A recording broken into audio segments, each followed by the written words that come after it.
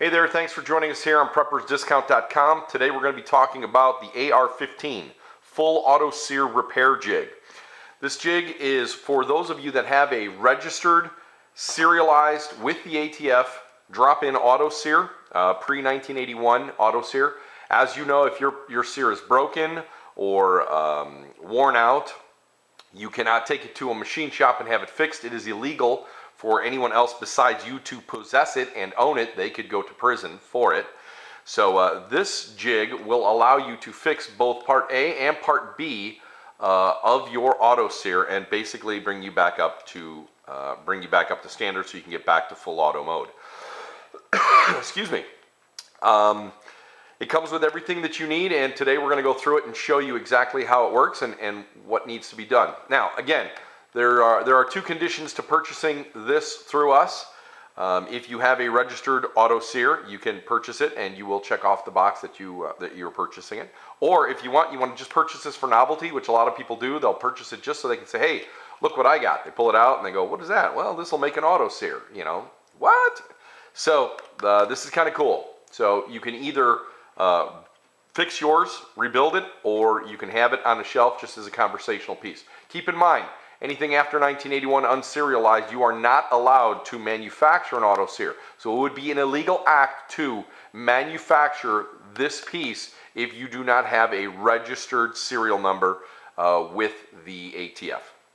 So, okay, let's get into it. We'll show you how to do it. This is how the package comes. It comes in a heavy, very heavy Ziploc bag. It comes with the instructions on the back, everything that you need to know, some pictures and a diagram of the finished product. It comes with, like I said, part A and part B already installed in the jig. You do not want to remove those pieces, okay? And it also comes with the two drill bits, the roll pin, the spring, and the Allen key. So, and we've got an extra one here, so we can just kind of show you just kind of how it works and extra parts. But let's get into it. So we're going to take out the instructions, and we're going to take out the jig itself and all the parts. Okay, so there you have it. Okay, this is the jig. Okay, now I'm going to show you part A and part B, but you do not do this. You don't pull part A or part B out from the manufacturer. We have put them in exactly the spots that you need them, but I'm going to show you the Allen key. Turn it. There's part A, unfinished. Okay, again, you cannot make this piece if you do not have a serialized auto sear already, okay? And part B.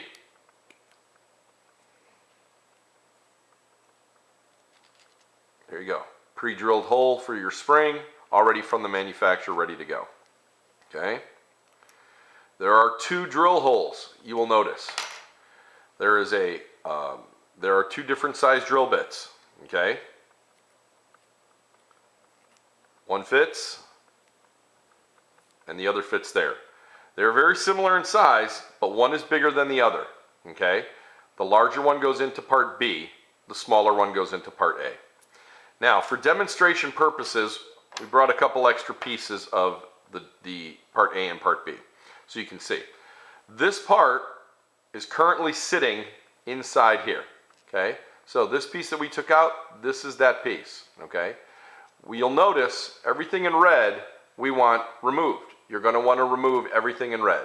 So that red part and the very tip, you'll see that this is curved.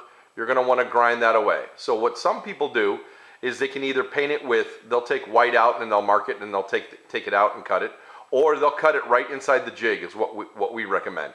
Take your Dremel and you're going to cut and grind away and then grind the round part right here. You're going to ground this nice and round, okay?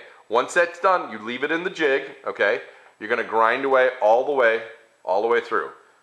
So all of this is going to be ground away all the way up to here, all of this, and you're going to grind this top part right here. You're going to make this nice and round, okay? Then when you're done with that, you're going to drill your hole. You'll notice that this is very specific, okay?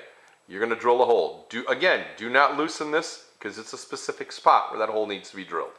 Okay. Part A is basically this piece, okay? So if I were to slide this inside, here, you would notice that the jig, that the metal that needs to be removed, is this piece right here, all of this inside here, and this piece, all the way through. You're going to grind all of that away, and you're going to grind all of this away, okay, inside the jig. And then when you're done with that, you're going to take the smaller drill bit, which fits just in there, and you're going to drill all the way through, okay? You're going to drill that all the way through. Just as this side, you're going to drill this one all the way through. If you notice, there's a hole on the other end. So it will pilot you all the way through, okay? All right, once you're done with that, you can take the pieces out, okay? You'll just remove the pieces. And this will be ground away. Now, for purposes of demonstration, we are not going to show you finished pieces, okay? We are not going to do that because we do not have in our possession currently a serialized piece. We do have people that do have them, but we don't currently have one here. So we can't remanufacture one piece and destroy another. So you will notice that this piece will be gone, both sides, okay? And this piece will be gone, ground all the way away, okay?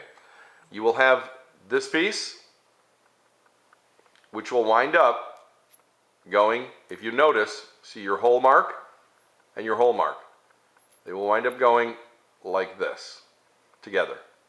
This will be gone, this will be gone, that piece will be gone. Now what you're going to do is inside, you'll notice there's two holes, okay? You're going to take your spring and you're going to insert it.